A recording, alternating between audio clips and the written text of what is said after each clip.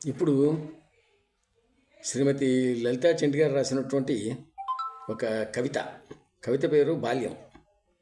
నిజంగా మనందరికీ తెలుసు బాల్యం ఎంతటి చక్కటి వరము భగవంతుడు ఇచ్చింది.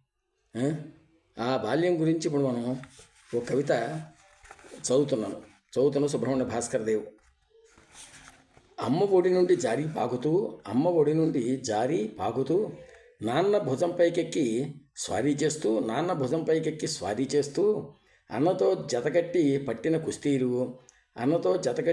కుస్తీలు అక్కతో పెట్టిన పేచీల దృశ్యాలు నెమ్మదిగా మారే బుడిబుడి రాగాలతో చేతులు పలకా బలపం పట్టిన అక్షరాలు, అయిష్టంగా మొదలైన నడకలు, కష్టంగా ఎక్కిన బడిమెట్లు, అప్పుడప్పుడు తొక్కిసలాటలతో మధ్య చూసిన చిత్రాలు, హాస్యాలు, వేసవి సెలవులు ఆటలకు మైదానాలు, ఆత్మీయుల రాకపోకలు, అల్లుళ్ళ అలకలు, అరటిగెలల కోతలు, గుత్తి వంకాయల గుమగుమలు, పిండి వంటల తయారీ అన్నీ ఒక్కసారి గుమగుమలాడుతూ గుప్పమని జిహ్వను తడిపేశాయి. ఏదో శబ్దం. గుత్తి వంకాయ గుమగుమలు, పిండి వంటల తయారీ అన్నీ ఒక్కసారి గుమగుమలాడుతూ గుప్పమని జిహ్వను తడిపేశాయి. ఏదో శబ్దం. వీపు విమానం మూతకు అల్లరి పరుగులు ఆగి నడక నేర్చిన తీరు పుస్తకాల బరువు పెరిగి తరగతులను మార్చి బ్రతుకు బాటకు దారి చూపాయి.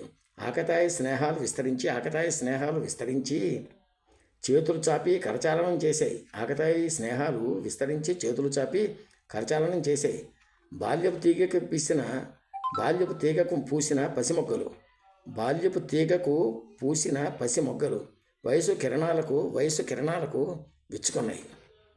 బాల్యపు తీగకు పూసిన పసిమొగ్గలు వయసు కిరణాలకు విచ్చుకున్నాయి. ఇది కవిత పేరు బాల్యం. బాగుంది కదండి. మీకు నచ్చిన లైకులు పెట్టండి, చదవండి, పూర్తిగా చదవండి, లైకులు పెట్టండి. ఇక్కడ పంపిస్తున్న వాళ్ళలో ఎక్కువ మంది రచయితలే ఉన్నారు. రచయిత్రులే ఉన్నారు. వీటిల్లో చదవండి. మీకు నచ్చితే నిజంగా లైక్ పెట్టండి. లైక్ పెట్టినందువల్ల పోయిందేమీ లేదు. లైకులు పెట్టాలి. పెడితేనే ఎంకరేజింగ్గా ఉంటుంది ఎవరికైనా. అది అందుకనే మీకు నచ్చితే లైకులు పెట్టండి. ఓకే అండి, రైట్, బై.